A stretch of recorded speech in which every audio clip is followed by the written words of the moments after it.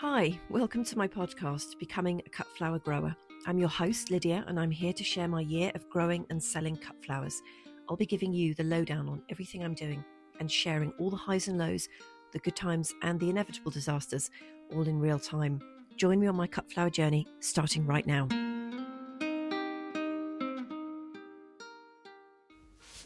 Hello, and a very warm welcome to you, and especially to new listeners, particularly those in the USA. It's been quite a week, lots of big changes. So my hope is that by joining me on my cut flower journey in 2025, I can offer you a distraction for a really short part of your day where you can immerse yourself in my cut flower growing world. It's such an enormous privilege to be able to work on the land. I don't ever take it for granted. I'm so grateful every day for what I have and what comes my way. And no matter what's going on in the world right now, and there is a lot, nature and plants and growing and flowers can have an incredibly positive and life-affirming impact on us. Gardening and growing gives us the chance to nurture something, to renew, to make new starts, to contribute, but also to watch plants through all their precious life stages before our very eyes. Their birth, beauty, reproduction, death in the case of annuals. And it teaches me every day. We have to be resilient in the face of adversity. And we have to know that whatever is going on in the world right now that's out of our control, and there is a lot, if we have soil and we have seeds, we can grow something beautiful that will make somebody somewhere very happy. Okay, on with the episode.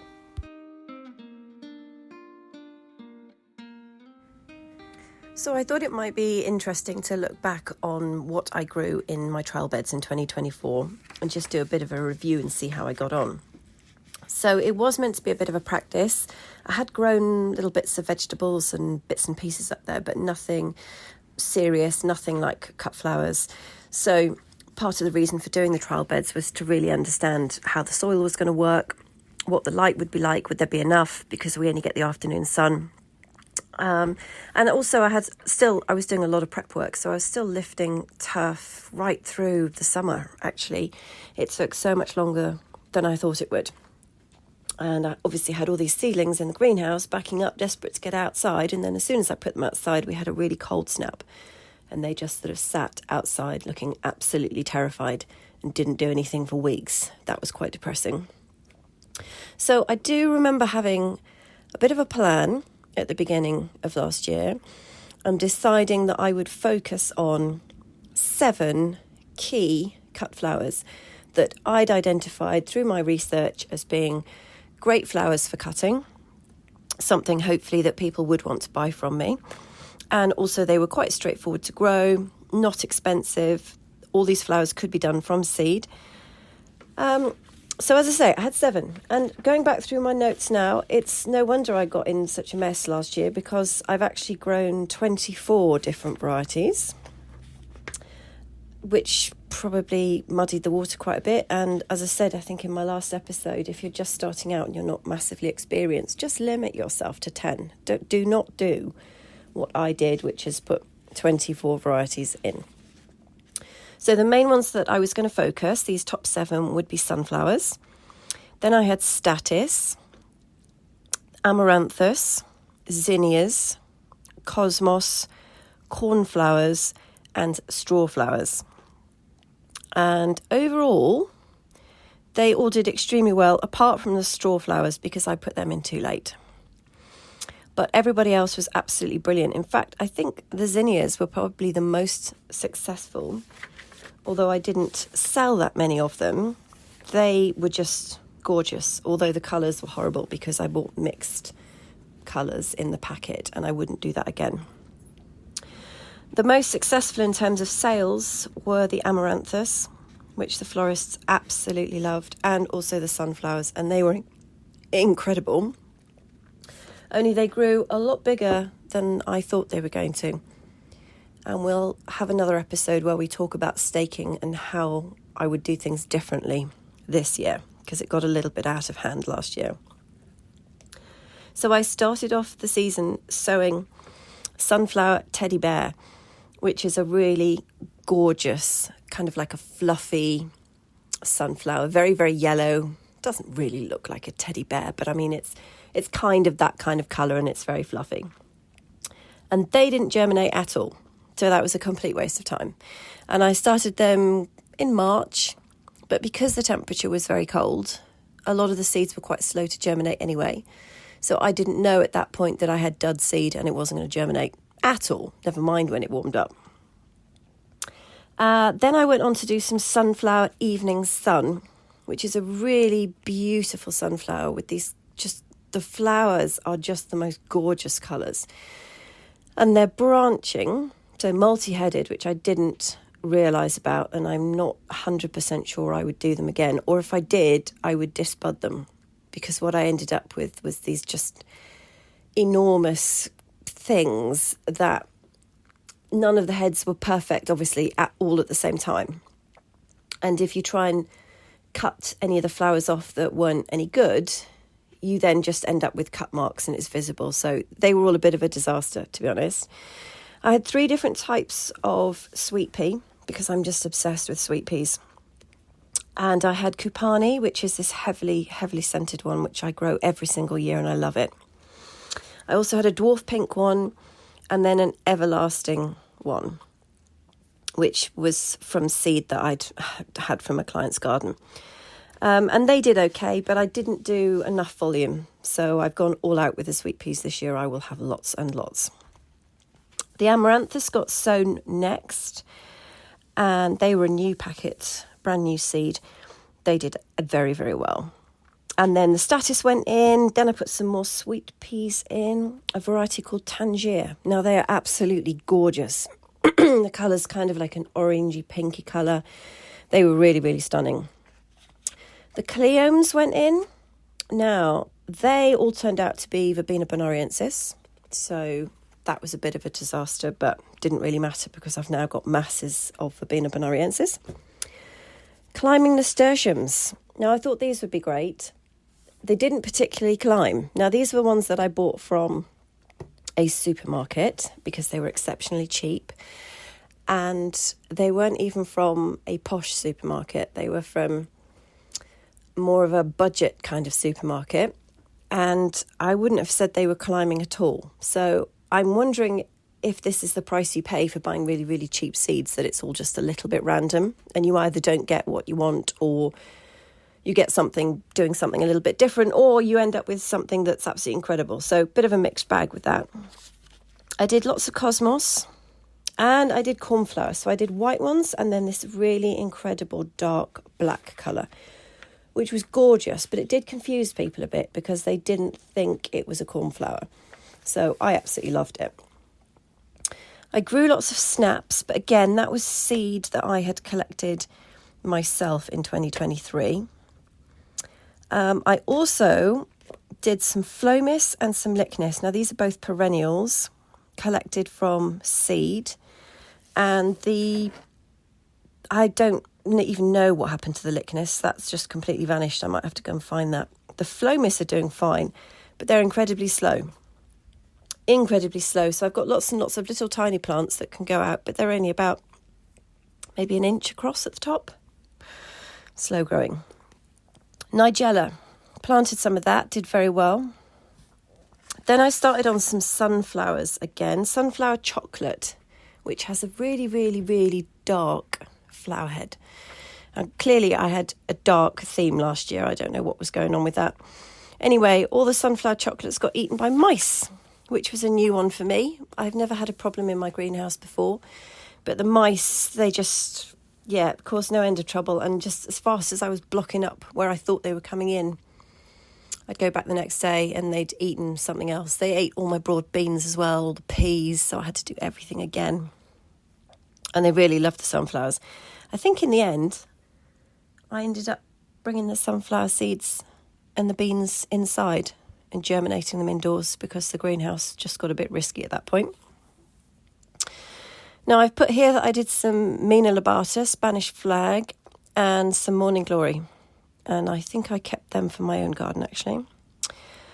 Bunny tails. Oh, the most gorgeous little grass. And it is little. That's the key point. I didn't realise that the bunny tails were a dwarf variety. Must have overlooked that on the packet.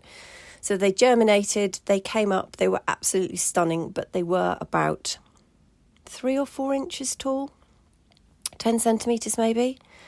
So not exactly what I had in mind when I was envisaging selling them to florists or using them, drying them and using them. So I pretty much kept most of those myself, and I've just got them all dotted around. They look gorgeous, but they were just tiny, not what I was expecting. More cosmos. They were a bit of a mixed bag. They came from the budget supermarket. They put on masses and masses and masses, I can't understate this, of leafy growth, and then didn't really flower very well. So I'm wondering whether I perhaps put them out too late, or the soil was too nitrogen rich for them, because the soil's had chickens running over it for years. And I think for the cosmos, it just made them too lush. So I'm going to have a think about how to do things differently with the cosmos next year, because I just had probably about 6 rows. I mean, lots and lots and lots of them. 60 plants, something like that, if not more than that, I think. And they took up a vast amount of space. They drink a lot. The foliage was all over the paths. And then I thought, well, this will be fine as long as they flower. And some of them did, but it was not very good. So they were quite disappointing. Zinnias. So my zinnias went out on the 11th of June. They came from the budget supermarket. Mixed colours, like I said. Some of them were vile, and I would never grow them again, and nobody would want to buy them. But now I know what I'm doing with them. I'm definitely doing zinnias again this year, and I think I've purchased some already with a kind of an apricot-y salmon soft pink colour, because some of the yellows are really, really bright. And I'm beginning to really love yellow in the garden, but it does need to be, or even in the cut flowers, it does need to be more of a buttery, soft lemon, not something that burns your eyeballs when you look at it.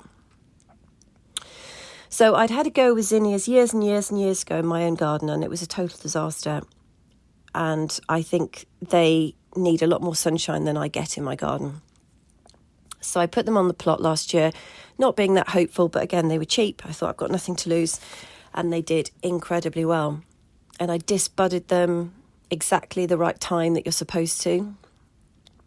And I just had these rows and rows of just beautiful flowers, and they just kept flowering all summer long. They were really, really, really very successful. Okay, I've got a note here that I did another lot of sunflower teddy bears, but I didn't get very many, so I just put them in tubs in my own garden. Yeah, I remember those.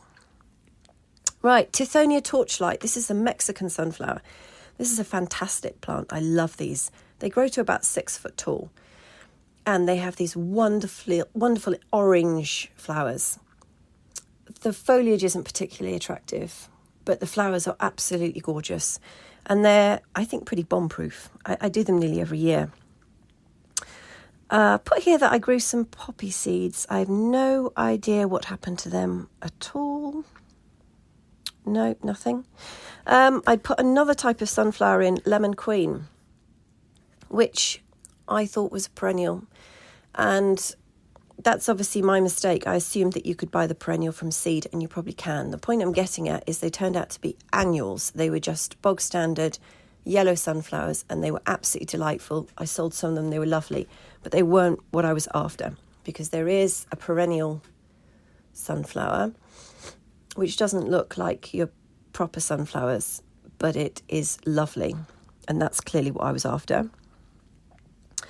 So then I got on with the strawflowers, and I think this is the problem, because I was too late with the strawflowers, and they had a wonderfully successful autumn. They put on loads of growth, and it was so mild right up until Christmas. I think we had one frost in September, which killed all my tomatoes, but the strawflowers just battled through that. And I thought, oh, they might even flower before Christmas. This is amazing. And then they didn't. And they've all gone now. What else did I sow? So I've got echinops down here. So that's from my own seed. I had a go with some more cleomes from a different seed manufacturer, and nothing came up at all. I think I'm a bit jinxed with those. I did them a few years ago, and they were incredible. But maybe I'm just out of luck with those. Rudbeckia hirta. So this is a perennial autumn forest variety I bought. They went out and they flowered. So that was good.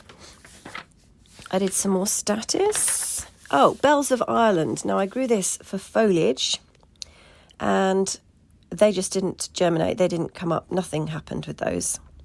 And I had put them in the fridge to chill them. They need that, the word escapes me now, but that process where you have to, cold stratification, that's it. You put them in the fridge for a certain amount of time, label them, hope nobody eats them by accident, and then you bring them out and they're supposed to be like, oh yeah, now we're ready to do our thing. Well, mine didn't bother at all, which is a real shame.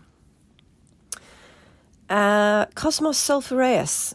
Now, I got a packet free from a gardening magazine, and out of a whole packet, I managed to get one plant.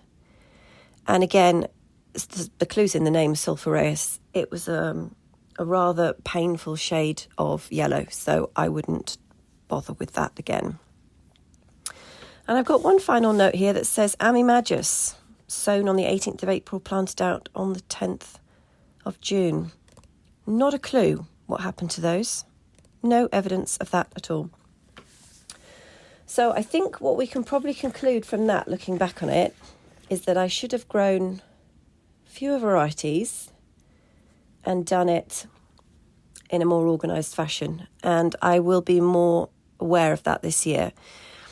And definitely in terms of the seed I use, because there isn't really room for old seed, cheap seed, well, too cheap seed anyway, or seed that I've scavenged from somebody else's garden, because everything needs to do exactly what I want it to do. Having said that, this is gardening and nature. So even if I bought the most expensive seed in the world, there is still no guarantee that I won't mess it up, that some mice won't get in, that the chickens won't break in. So there's masses of things that are going to go wrong anyway. So all we can do is our best endeavours. And in a future episode, I will talk you through the perennials that I had up there anyway, because this is pretty much, with the odd exception, all annuals that I did. So I had some perennials up there as well. And then I can talk you through the seeds that I have bought this year with a view to selling them to a florist who I'm going to be working with. So we'll cover that next time. All right, have a great weekend. Well, that's it for today. Please join me next time and do subscribe so I know you're listening. My contact details are in the show notes, and I'd love to hear from you if you have a question you'd like me to answer on the show. Until next time.